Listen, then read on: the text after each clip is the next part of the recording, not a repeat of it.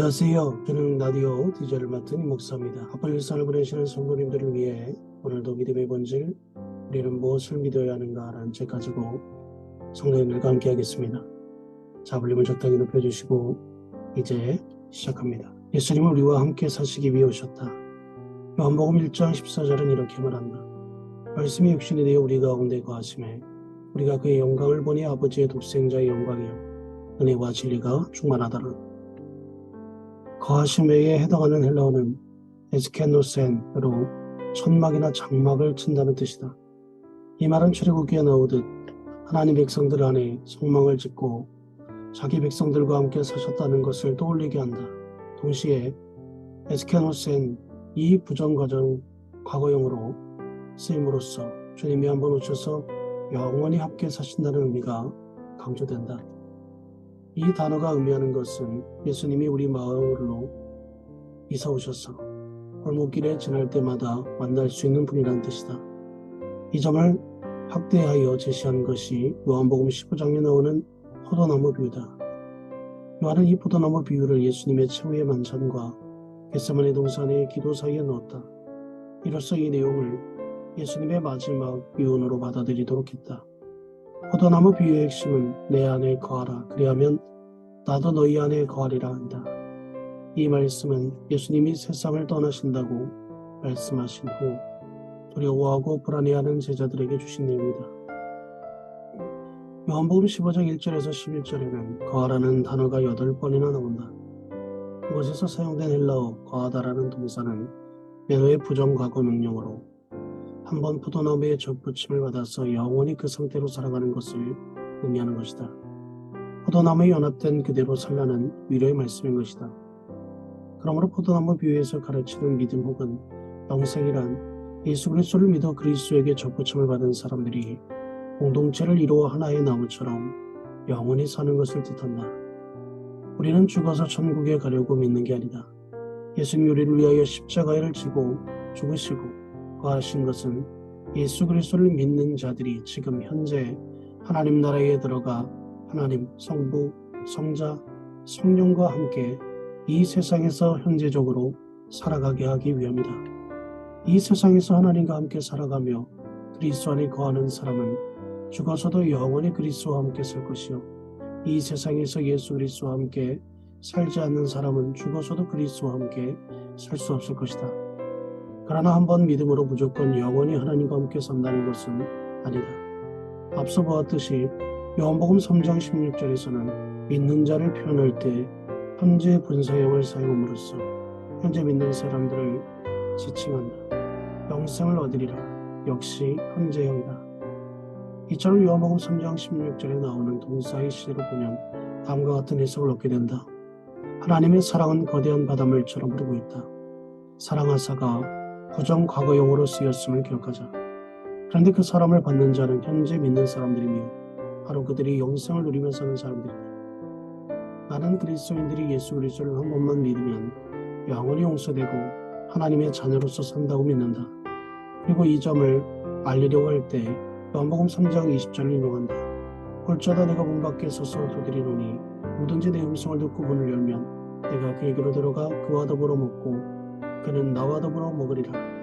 여기서 두드리라는 동사는 현재형으로 쓰였고 듣고 문을 열면 이 품은 두 개의 동사는 부정 과거형으로 쓰였다. 그리고 그에게로 들어가다의 동사 역시 부정 과거형이다. 그러므로 동사 시제를 통해 해석하자면 한 번 듣고 단 한 번의 문을 여는 사람에게 주님이 들어오셔서 영원히 그와 함께 사신다라고 이해할 수 있다. 이것은 한 번 주님의 품으로 들어온 자들은 절대로 놓치지 않고 영원히 그들과 함께 하시겠다라는 주님의 의지적 표현으로 볼 수 있다. 그러나 한편 다른 앵글에서 이 글을 읽으면 주님의 음성을 듣고 그분의 품으로 들어온 사람이라면 영원히 주의 품에 머물러야 한다는 점을 동시에 강조하고 있다. 여기에는 우리가 주님을 떠나버리거나 예수 그리스도를 쫓아내지 않는다는 것을 전제하고 있다. 라오디게아 교회는 주님을 교회 밖으로 자랑했다. 이런 교회를 향해 주님은 회개하라고 외치셨다. 돌아오라는 것이다. 다시 주님께로. 예수님이 십자가에 달리실 때 함께 달린 두 강도를 기억할 것이다. 그중 한 사람이 예수여 당신의 나라에 임하실 때에 나를 기억하소서 라고 하자 예수님은 오늘 내가 나와 함께 낙원에 있으리라고 하셨다. 주님은 즉각적인 구원을 약속하신 거다. 물론 이 강도의 영생 구원은 받았지만 지상에서 영생의 삶을 살아갈 기회는 갖지 못했던 사람이다. 그러므로 이 구원받은 강도는 이 땅의 모든 믿는 자들의 구원의 모델이 될 수 없음을 인지해야 한다.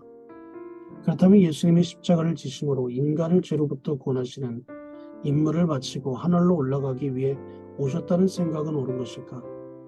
먼저 한 가지 일화를 떠올려보자. 예수님이 길을 가실 때 한 부자 젊은이가 달려와서 엎드려 물었다. 선한 선생님이여, 내가 무엇을 하여야 영생을 얻으리까? 이 젊은이를 바라보던 예수님의 감정을 막아는 그를 보시고와 사랑했다는 단어가 모두 부정과거형으로 쓰였다. 즉 그를 보자마자 주님이 단번에 마음을 빼앗기셨다는 의미다. 예수님은 이 매력적인 젊은이를 보고 사랑에 빠지셨다. 그래서 말씀하신다. 그를 지극히 사랑하셨기에 주신 말씀이다. 이르시되 내가 아직도 한 가지 부족한 것이 있으니 가서 내게 있는 것을 다 팔아 가난한 자들에게 주라. 그리하면 하늘에서 보화가 내게 있으리라. 그리고 와서 나를 따르라 하시니, 이 내용은 무엇을 해야 영생을 얻는지 알고 싶어하던 젊은이의 질문에 걸맞지 않는 대답처럼 보인다. 영생이란 단어도 보이지 않는다. 단지 하늘의 보화가 있으리라고 하셨고 와서 나를 따르라고 하셨다. 하늘의 보화가 있으리라고 하셨고 와서 나를 따르라는 말, 이것이 너무나 중요한 것이다. 하늘의 보화가 있으리라고 하셨으니 이 젊은이가 하나님 나라에 들어갈 뿐 아니라 그곳에서 보화까지 얻는다는 말인가? 만약 그렇다면 무엇을 행함으로 영생을 얻으리라고 생각하는 젊은이의 생각과 별로 다를 바가 없는 것이다. 물론 이것이 주님이 주신 답은 아니다. 여기서 핵심 구절은 바로 나를 따르라이다. 결국 예수님 앞으로 나와서 함께 사는 게 영생이라고 가르쳐 주신 것이다. 재물을 팔아 가난한 자들에게 주라고 하신 이유는 이 젊은이에게 재물이 예수님 곧 하나님께 나오는데 장애물이 되므로 그것을 제거하라고 하신 말씀이다. 누가복음 19장에 나오는 삭개오의 이야기도 같은 맥락에서 읽어야 한다. 삭개오의 집으로 가시는 예수님을 보고 사람들이 수근수근거린다. 저가 곧 예수님이 죄인의 집에 유하러 들어갔도다. 유하라는 잠시 쉬기 위하여 들려는 것으로 뜻한다. 사람들은 예수님이 죄인 부정한 자의 집에 머무는 것조차 있을 수 없는 일이라면서 예수님을 비방하기 시작한다. 그러나 사실 예수님은 삭개오에게 유하여야 하겠다라고 하셨다. 한글 성경에는 두 동사 모두 유하라라고 동일하게 번역했지만 사실 예수님이 사용하신 유하다에는 삭개오와 영원히 함께 사시기 위하여 예수님은 그의 집에 들어가신 것이다. 그러나 삭개오가 만약 주님을 버리고 달아났는데도 주님이 그와 함께 영원히 사실 수 있을까? 앞에서 보았듯이 스승과 헤어진다는 사실을 어렴풋이 느끼고 불안해하던 제자들에게 예수님은 내 안에 거하라고 거듭거듭 말씀하셨다. 즉 예수님은 제자들과 절대로 떨어지지 아니하고 영원히 함께 사신다는 사실을 강조하신다. 그뿐만 아니라 요한복음 14장에서 거듭 말씀하신 내용도 결코 제자들을 고아처럼 버려두지 않겠다는 것이었다. 내가 너희를 고아와 같이 버려두지 아니하고 너희에게로 오리라. 조금 있으면 세상은 다시 나를 보지 못할 것이로되 너희는 나를 보리니 이는 내가 살아있고 너희도 살아 있겠음이라.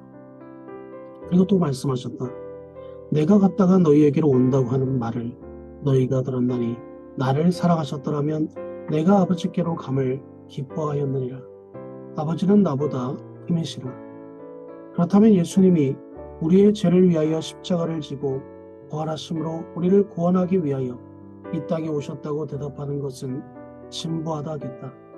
예수님을 믿고 구원받고 천국에 가서 영원히 산다는 생각은 너무 초보적이다.